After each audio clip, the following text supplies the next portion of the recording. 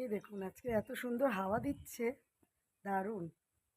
আর আমার গাছের এত সুন্দর বোল হয়েছে, ঘরে থাকলে এত সুন্দর একটা বোলের গন্ধ, আমের বোল, মানে দারুণ। আর আমার গাছটার মানে বয়সটা আম গাছের 1 বছর। চলুন দেখায় কত সুন্দর বোল হয়েছে। মানে সারাদিন মানে বোলের দিকে চেয়ে বসে থাকলে আমার এত ভালো লাগছে। আসুন দেখাচ্ছি।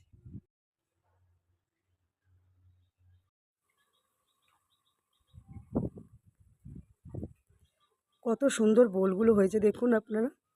আর বাচ্চা গাছ, মানে এত ছোট গাছ, আর আমের বোল ভরে গেছে, দেখেই ভালো লাগছে। আর এই গাছের আমের মানে খুবই মিষ্টি।